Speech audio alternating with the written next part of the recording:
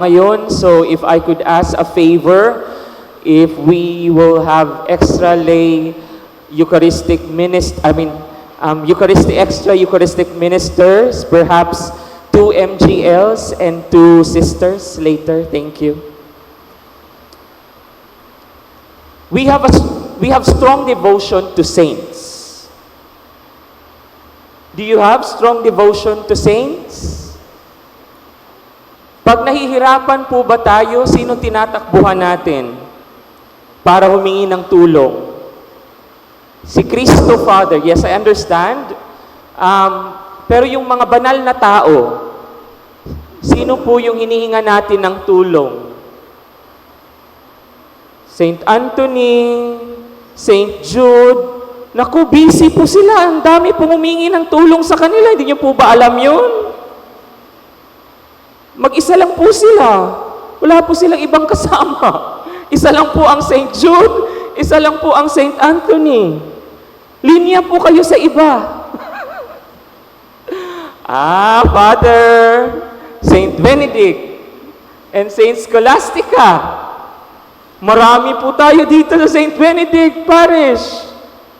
Wala na po bang iba? Wala na po ba tayong ibang kakilalang santo na pwede nating hingan ng tulong? Ano po ba ang relasyon natin sa mga santo? At bakit kailangan tayong humingi ng tulong sa kanila? O baka masyado tayong protestante?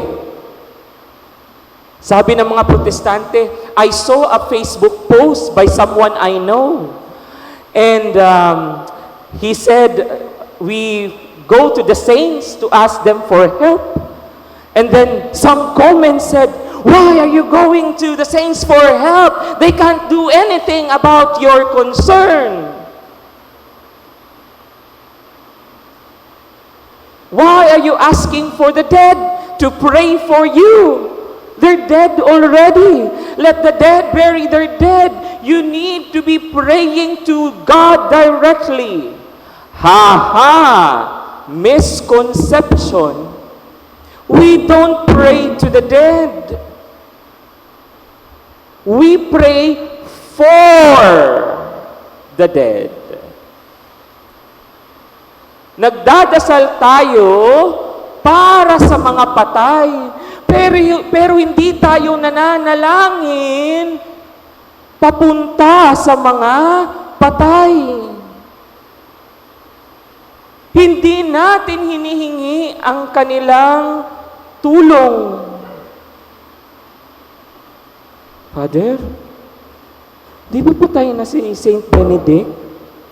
Di ba patay na si Saint Scholastica? Di ba patay na si Saint Anthony at Saint Jude? Anong ibig yung sabihin di tayo pumupunta sa kanila? Di ba patay na sila?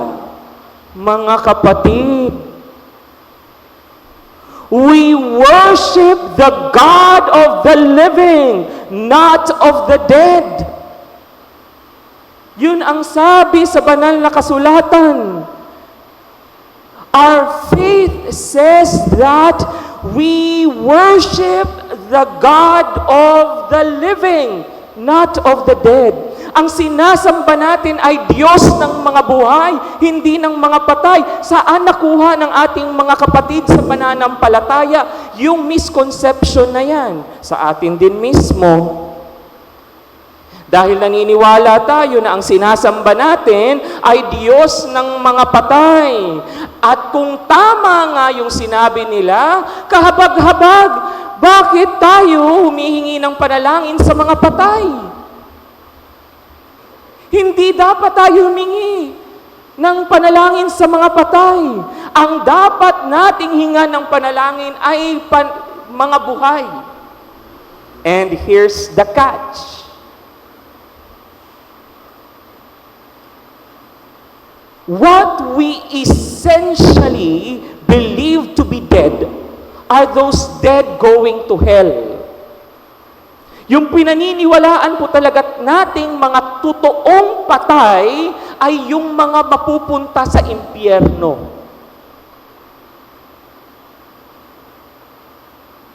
Naniniwala po tayo na kahit physically dead yung ating mga santo, naniniwala po tayo na kahit physically dead ang ating mga kamag-anak, hindi po talaga sila totoong patay. Father, hindi sila totoong patay.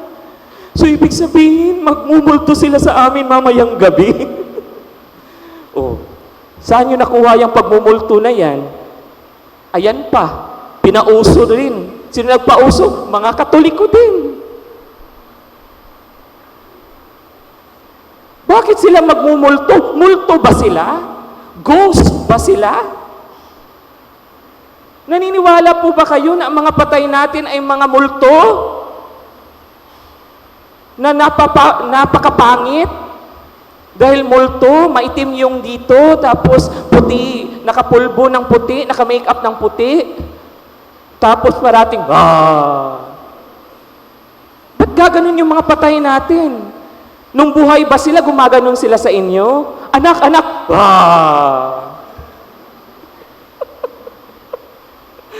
So saan po galing yun? See? Galing po yun sa mga clinic sa mga baryo na gumagamit ng mga dahon at pinauso nila, at sinasabi nila mga Katoliko sila, ngunit hindi po sila official representative ng simbahan. Bakit po tayo maniniwala sa mga nagbibigay sa atin mga bote-bote, ng mga kung anong mga pulang, mga natahi, na mga kung anong mga naka-square na yan na isusuot natin sa ating mga bunso?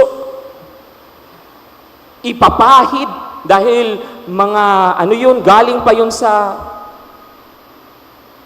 ano nga yung Holy Mountain? Banahaw. Tapos iaano mo kasi may sakit. Tapos humingi kayo ng tulong sa mga patay. Sila yung nagpauso nun. Hindi ang simbahan. Dahil mula pa, ang sabi ng simbahan, our God is the God of the living, not of the dead. Therefore, anong ibig sabihin? Na humihingi tayo ng tulong sa mga buhay. Because you see, who are truly alive? Sino ang totoong mga buhay? Ang mga totoong mga buhay, talagang buhay na buhay, complete life na meron sila dahil nasisilayan na nila ang kabuuan ng kaligtasan dahil si Kristo Jesus ay nakikita na nila sa kanyang buong kaluwalhatian. Sila ang totoong buhay. At sino sila? Mga santo. Hindi po tayo naniniwala na mga santo ay mga patay.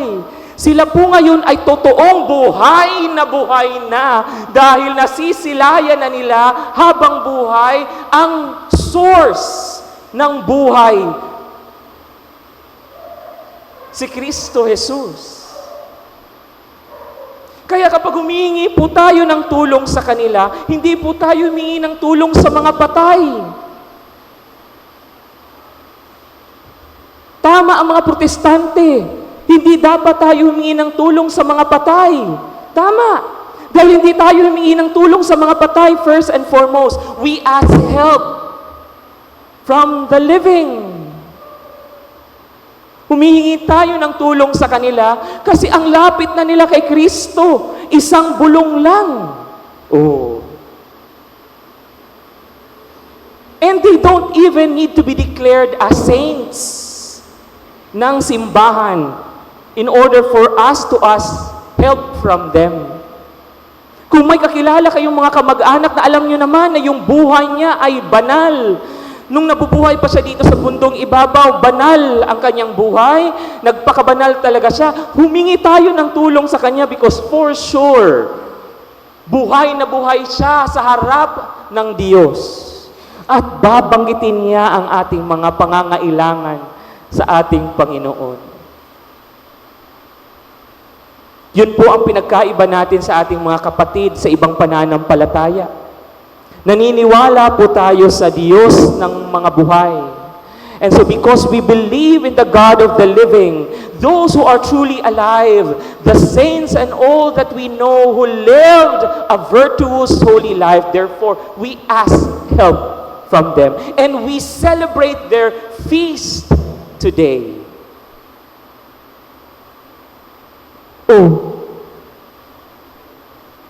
Ipinagdiriwang pala natin ang mga tao na sobrang buhay na ngayon. Bakit nakakakita tayo sa TV ng mga patay, ng mga nagko-costume ng mga patay? Ano yun? At bakit may mga Katoliko na nagko-costume ng mga patay? Para saan? Akala ko ba ang ipinagdiriwang natin ay mga buhay? Bakit nagko-costume tayo ng mga patay? Ang dapat nating i-costume ay si Saint Benedict, si Saint Scholastica, si Saint Jude, si Saint Anthony, si Saint Clare, at iba pa. Di ba po? Dapat ganun? Father naman, ang killjoy naman, katuwaan lang. Hindi, because it testifies to the faith that we have. Kaya tuloy, nakikriticize tayo ng ating mga kapatid sa ibang pananampalataya. Tingnan mo yung mga Katoliko, tingnan mo. Ayan o. Nagko-costume pa. May mga pa-lipstick pa ditong mga kung ano-ano. May mga paitim-itim pa dito. Mga mukhang patay. See? It communicates to them what we believe. We don't believe in a God of the dead. We believe in the God of the living. So dapat ang nakikita nila, ang cute-cute ng mga Katoliko, tingnan mo. Nagko-costume sila ng mga santo kasi sabi nila, yun daw sa kanila ang mga buhay. You see?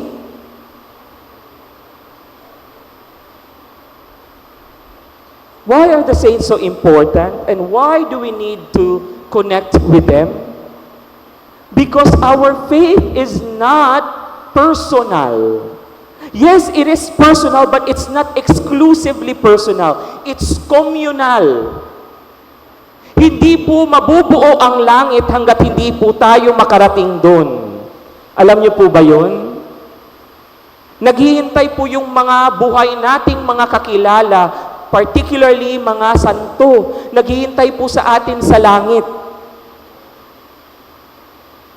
Kaya bilis-bilisan naman natin. Minsan po, pag nakakaramdam tayo ng hirap, tulak po yun. Sinasabi ni Saint Jude, anak, bilisan mo naman, ang bagal mo, hindi pa kami kompleto dito. Sinasabi ni Saint Benedict, sa kanyang tungkod, tinutulak tayo, bilisan mo, hoy! Anong ginagawa mo dyan? Hindi kami kompleto dito hanggat wala ka. Anong ginagawa mo sa buhay mo? Naghihintay pala sila. Kasi po, Saint Benedict, nahihirapan po ako sa mga pinagdadaanan ko ngayon. Sige, ano ba yung problema mo? Sabayan kitang magdasal. Ay, mukha nga mabigat. Tawagin natin yung kambal ko. Kailangan dalawa kaming magdasal para sa'yo. Mabigat yung problema mo. Marami dapat ang nagdadasal para sa mga problema natin. And imagine, kung isang barangay ng mga santo, no, yung mga brothers namin na mga nagsiseminarista, naku, marami silang listahan ng mga santo na tinatawag nila. Hindi ko na nga ma-memorize at hindi ko na kilala yung iba.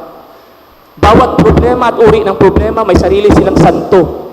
No, para silang mga nasa classroom, check attendance, ikaw naman in charge. Kasi mental health ang issue ko ngayon. Financial yung issue ko ngayon. Ikaw naman in charge. Ikaw yung in charge ng friendship ko. May parang na-assign na niya, no? Na-assign na nila. Ang dami. No? And imagine, in the appointed time of God, we pass away. Sumakabilang buhay tayo, kaya hindi lang tayo mamamatay, sumakabilang buhay. At darating tayo sa langit. Who do you think ang sasalubong sa atin? Si Saint Judith? Kilala niyo si Saint Judith? Precisely. Hindi niyo pala siya kilala. So, andun siya sa backstage. Hindi siya ang sasalubong sa atin. Ang sasalubong sa atin si Saint Benedict. Kung ang hinihinga natin ng tulong ay si Saint Benedict. Kung ang hinihinga natin ng tulong ay si Saint Maria Goretti, and so yayakapin tayo ni Saint Maria Goretti. No? Si Saint Clare. So si Saint Clare, anak, I've been waiting for you. Good luck. Kung makakapag-usap kayo, Italiana yun. Pero siguro at that time, magkakaunawaan naman yung mga lingwahe. Magsasalita ka ng Tagalog, sasalita siya ng Italian, magkakaunawaan kayo. You see, I imagine heaven to be this. When I was in high school, I already have this image of heaven. Na pagdating ko sa langit, bubukas ang Golden Gate. Daraan ako sa Golden Road. Tapos maingay na sasalubong ang mga cheers. Woo! Congratulations! Woo! Gaganon yung mga santo. At yung mga favorite saints, kung hindi ko sasabihin sa inyo, baka agawan nyo ako. Tapos mag-cheer sila. Congratulations, sila yung nasa harap. Tapos iiyak yung iba, yung mga anghel kakanta. Tapos makikita ko, thank you. No, congratulations, Glenn. Nalampasan mo yung pagsubok. Tapos, ayun, beaming with so much light, Jesus. Nasa malayo siya konti. Tapos maglalakad ako, I will greet, no? Magiging matagal itong proseso na ito kasi yung mga importanteng mga santo, matagal din akong makipagkwentuhan muna sa kanila. Tapos naghihintay si Kristo doon. And then, pag nagkita na kami ni Kristo, yayakapin lang ako ni Kristo. At sasabihin ko pala, no? When I arrive there in heaven, Jesus is in front of me already. No? I will embrace Jesus. Yayakapin ko siya. At sasabihin ko, Lord, I tried. Panginoon, sinubukan ko. At sasabihin ni Kristo, thank you for trying. Salamat dahil sinubukan mo. That is enough. Amen.